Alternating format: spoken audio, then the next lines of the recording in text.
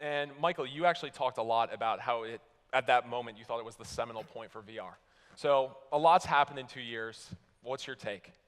I understated it vastly. I could never have imagined. As per usual, we've had quite the week in game news. Nintendo is set to bring back something we haven't seen in a very long time, some absolutely fantastic games were released this week, and Microsoft seems to have gone out of its way to prove that you really don't own your Xbox One. This is the Blackman and Robin Game News Update.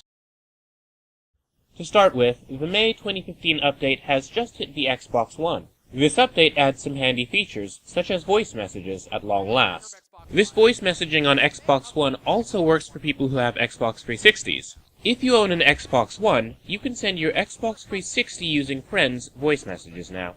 If you're one of the people who uses the Xbox One Smart Glass application on iOS, Android, or if you're the one guy who's using Windows Phone, that application has just seen an update as well. You can now use your application to power your Xbox One on or off, so long as both devices are on the same home network.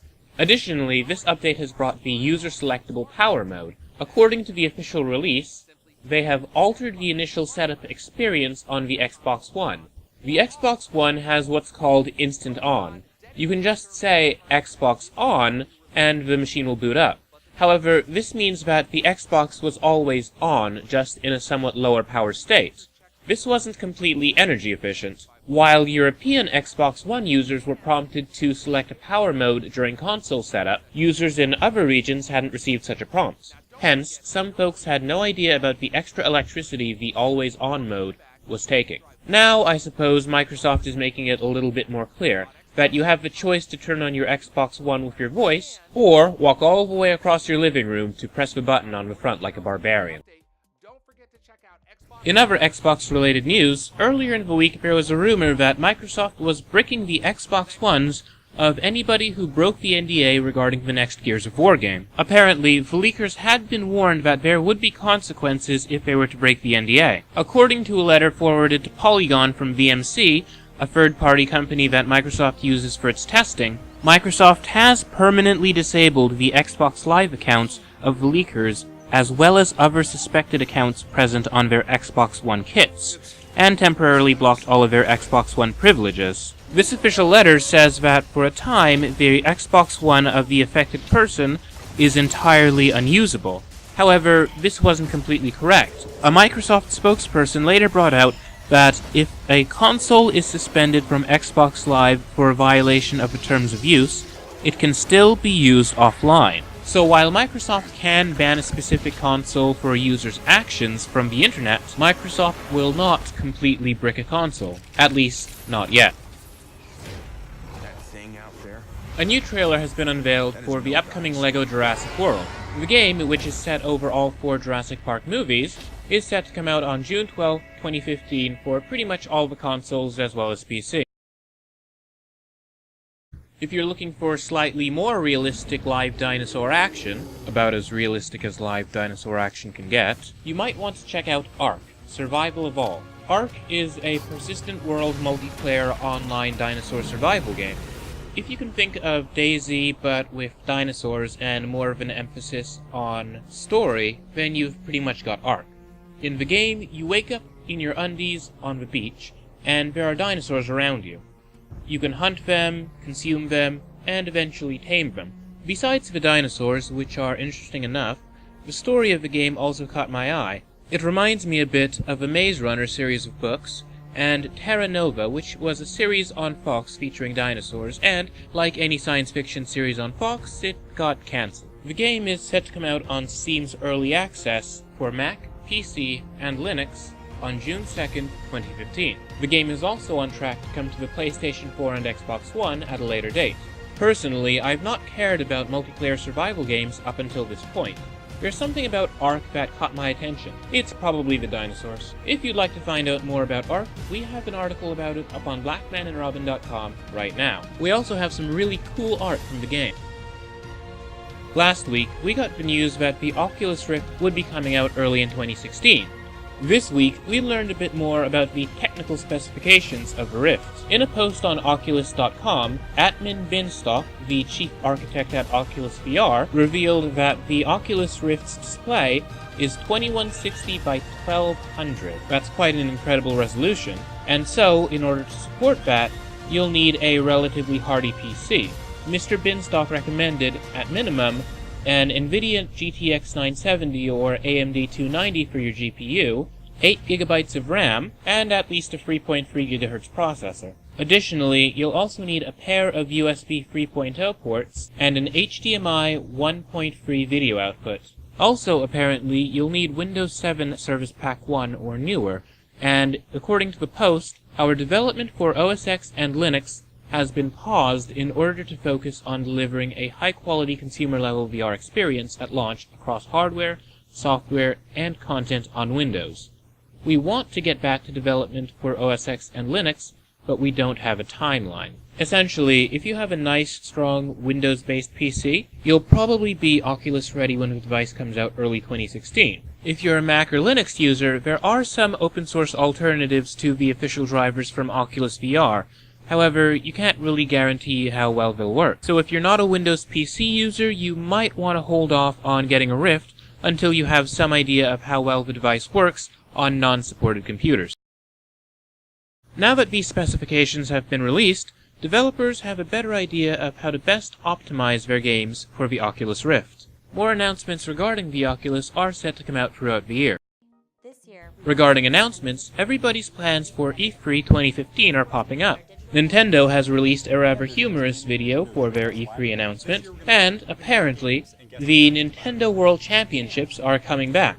There hasn't been an NWC since 1990. The winners of the 1990 tournament took home $10,000, a brand new car, a 1990 Geo Metro convertible, which was cool at the time, and a brand new television. There's no word on what the prizes for the 2015 World Championships will be, or indeed if there are any prizes. It's set to take place on Sunday, June 14, 2015, in Los Angeles, California. Reggie, you work for Nintendo. Not anymore! I'd like to introduce your new boss, Tanner, my successor. How is this going to work? I don't know. Ask him. He's the boss.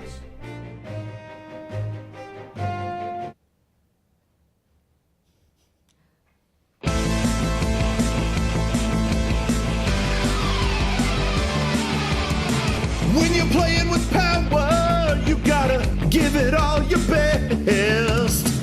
When you're training for tomorrow, there's no time to rest. And so high in the sky you will fly, don't you cry, you gotta hit it with some zest. You're a virtual tiger on the back of a big lion that is riding a falcon, that is flying through some fire.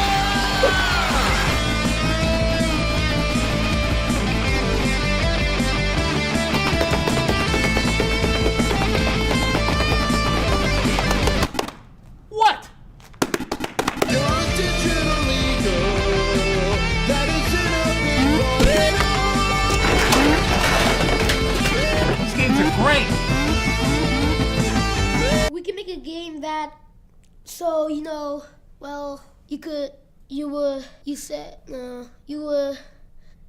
can make a game that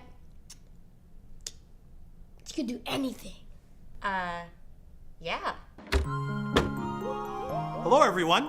Reggie! I realized something when I was training with all of those classic games. Nintendo's great. I really had the best job in the world. Tanner, I have to ask you something. Would you give me my old job back? But what will I do? Do you have any skills? 日本語喋れますよ。 Oh, great. Bill, you're fired. As has become custom with Nintendo, they won't be holding a live on-stage event for E3.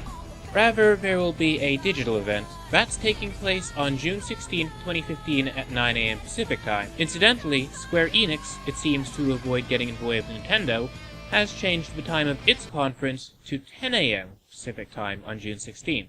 Microsoft, meanwhile, has announced its plans for E3.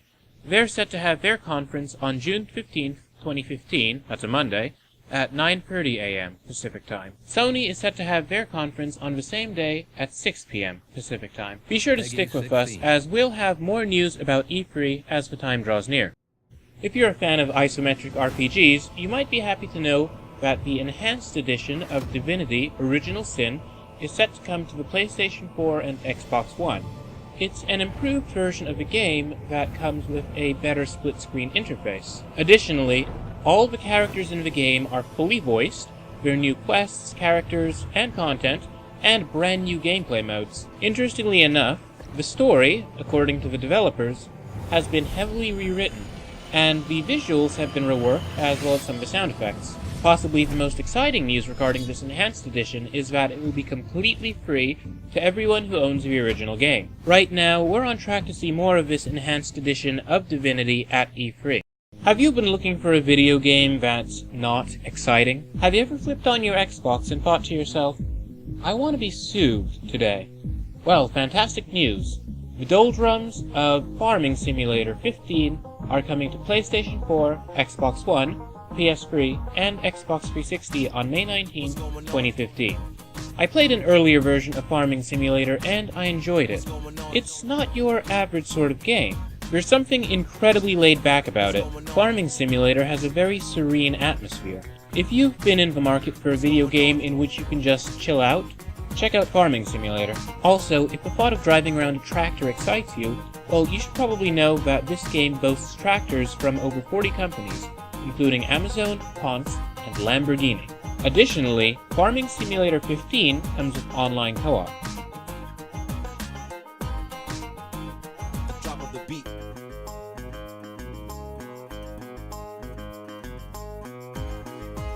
What's going on?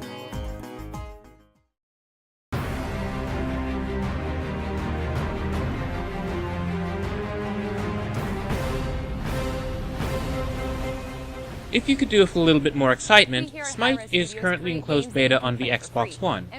The game is a mythology-themed MOBA. It's already a smash hit on PC, and if you happen to be one of the PC players with an Xbox One, and you get into the beta, you have the choice to merge your PC and Xbox Smite accounts for a free Zeus skin. The Xbox One version of Smite is set to officially launch later this year. Speaking of Smite, they're currently holding an in-game fundraiser for the victims of the earthquakes in Nepal. Essentially, if you purchase this chest, which is full of skins for characters in the game, $2 goes to relief efforts. It's a simple way to help, and you'll get some really cool loot out of it.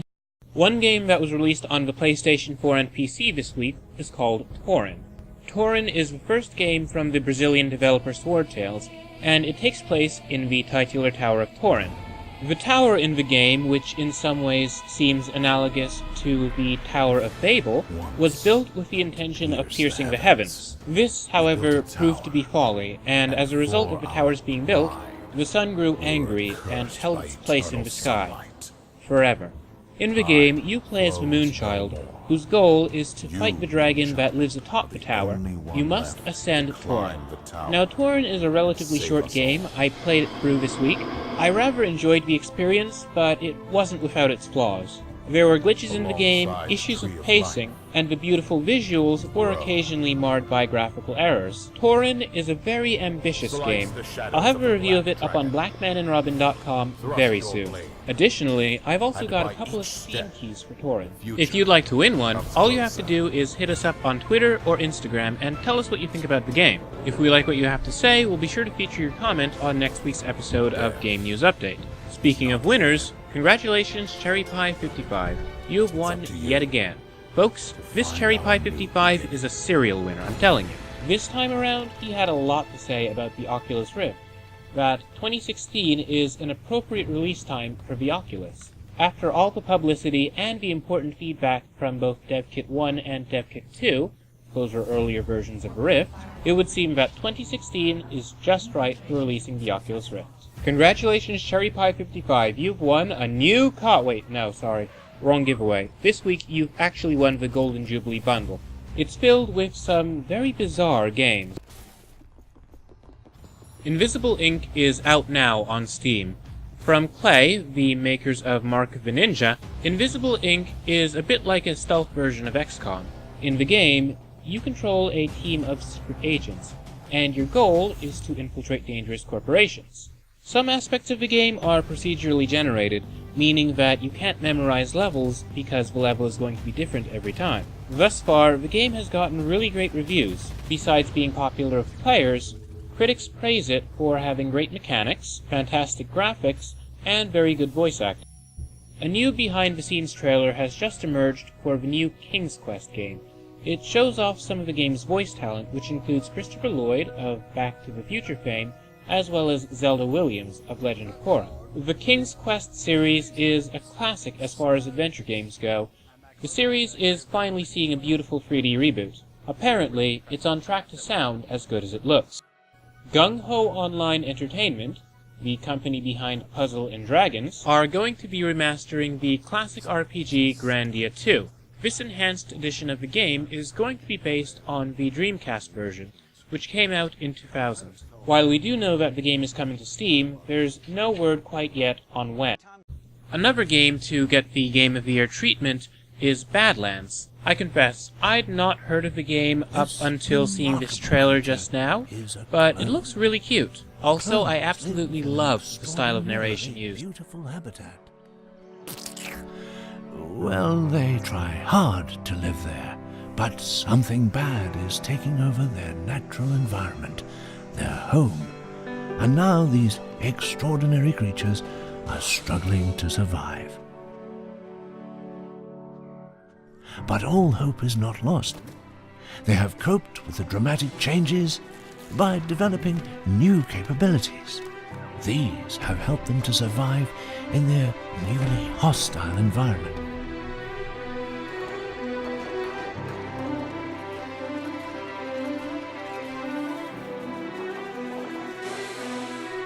But the truth is, they are losing that battle.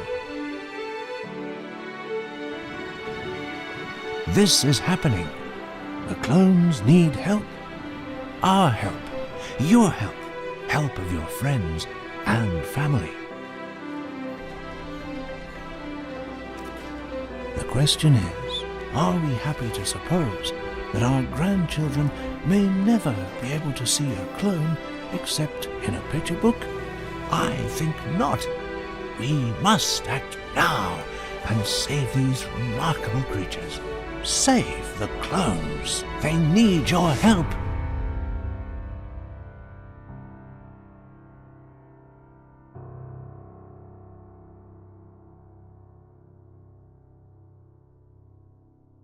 In Kickstarter news, one game that caught my eye this week was Herald, an interactive period drama.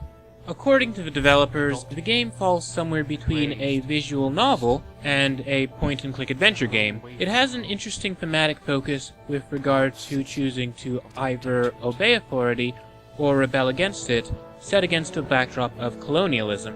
The game has a goal of $16,000, and for about $11 USD, you can have it. If you'd like to try out Herald first, there's a playable demo available through the Kickstarter page. You can test it out on Mac, PC, or Linux. Right now, the developers at Wispfire Games are aiming to get Herald out by February of 2016. If the game reaches its €28,000 stretch goal, Herald Part 1 will feature full English voice acting. My choice. Maybe. Do I regret boarding the Herald? No.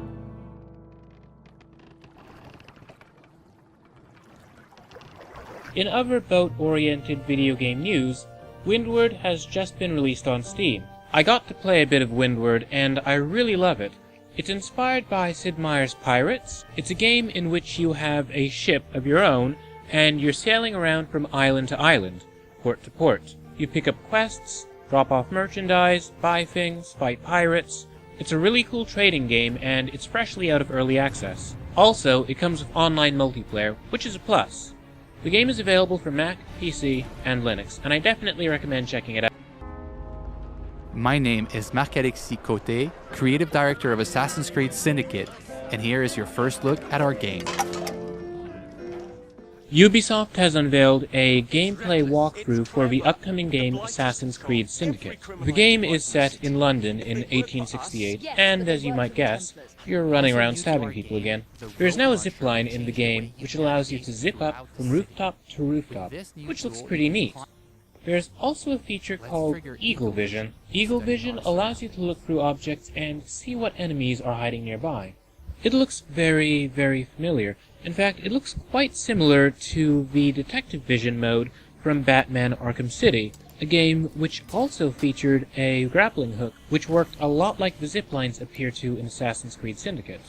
Of course, I'm sure that the game is going to be quite different from the Batman Arkham series. It is interesting, though, to note some of the mechanical similarities. The game is set to come to PC sometime this autumn. It's coming to PS4 and Xbox One on October 23rd. Finally, the first-person parkour game Lemma is now available on Steam. It's out of early access and it is really beautiful. Imagine, if you will, a trippy version of Mirror's Edge. The world constantly changes around you and you have to move to adapt to it. According to the features on Steam, in addition to a non-linear story, the game also boasts Oculus Rift support. If you've been looking to do some parkour in virtual reality, you're going to want to check out Lemma.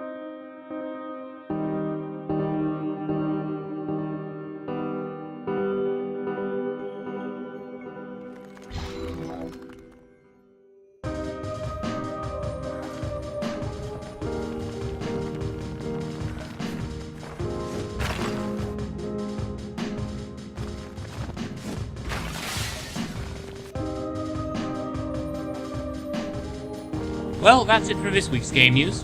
Be sure to follow at Blackman and Robin on Twitter for all the latest game news, reviews, previews, and interviews. Be sure to follow me at Jordan_Cameron for my other views.